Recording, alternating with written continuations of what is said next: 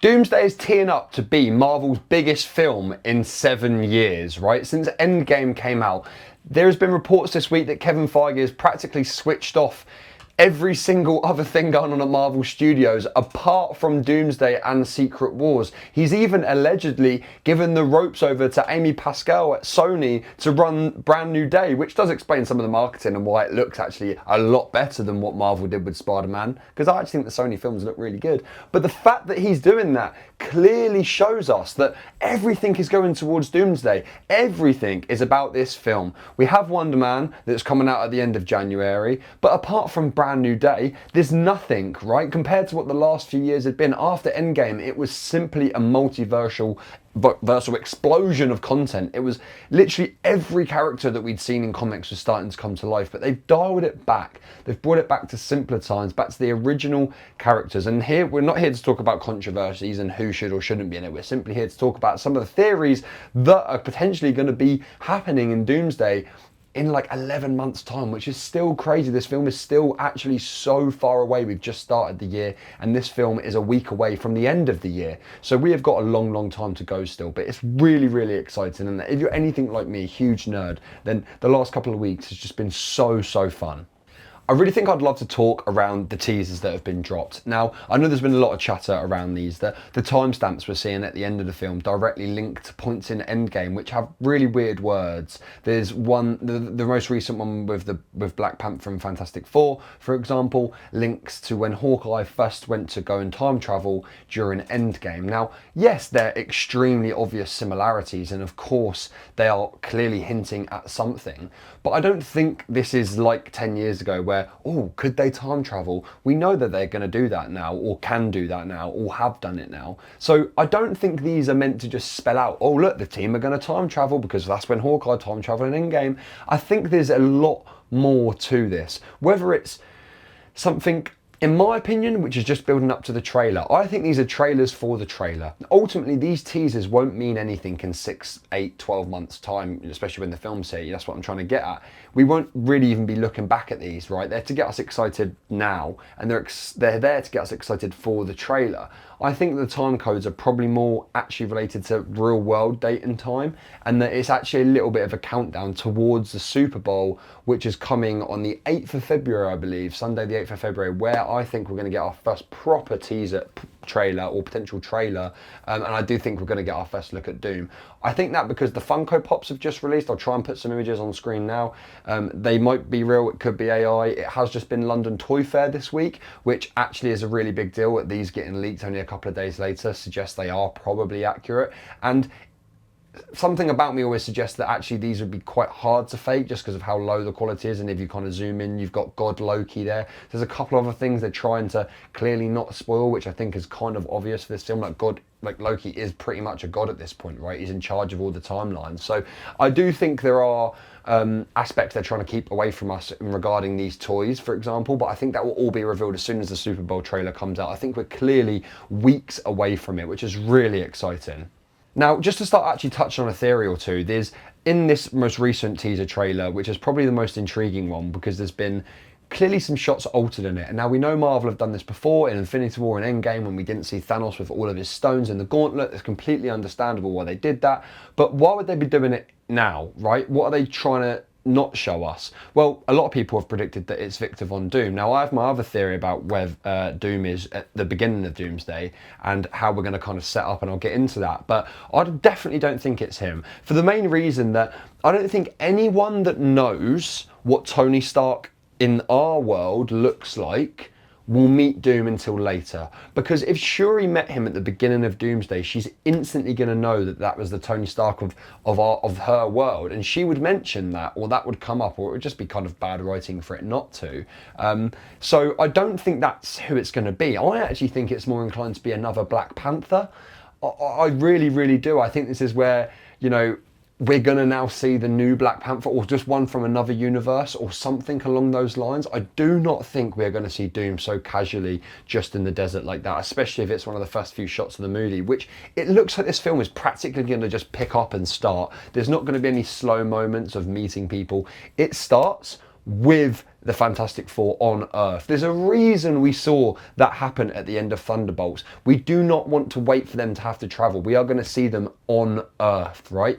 And they're going to need some backup. I think they've probably got off of their Earth as quick as they can. Now, just to relate back to a previous film that came out, Fantastic Four, there's a key scene in this when Reed Richards is explaining to basically the world that they're going to go and do space travel and go and find Galactus effectively. And he looks over at the seat of Latveria and no one sat there. Now, this for me is one of the biggest, keyest scenes we've had or not had of Doom, because he's off-world presumptively in this. He's not there, right? He's off-world, whether he's looking for the X-Men or the Avengers, investigating the incursions, whatever he's doing, it doesn't really matter. We know he's just not there. And we also know that Reed, at least in the film, doesn't bring him up at any point, doesn't suggest to the team of calling Victor, of calling for help. So we know they're probably not on great terms already. But the fact that he's not there, and there are suggestions that he has already made his way to Earth, or already made his way in the other teaser trailer to the X-Men universe, where we're going to see him use the Sentinel to destroy the X-Mansion, to destroy Charles and kill all of those guys, or at least set up a war between them, blame the Avengers for it, right? But there needs to be a hook here. Why is everyone fighting everyone? Why is everyone defending each other and not defending, what's happening? Well, ultimately, this is a setup for Secret Wars. We must remember this is our Infinity War and Endgame is Secret Wars. This is just the setup film. This is how do we get to Battleworld, right? How do we get all these heroes in one place and basically reset the timeline? Because that's what we're trying to do right now, right? That's what Marvel are getting at.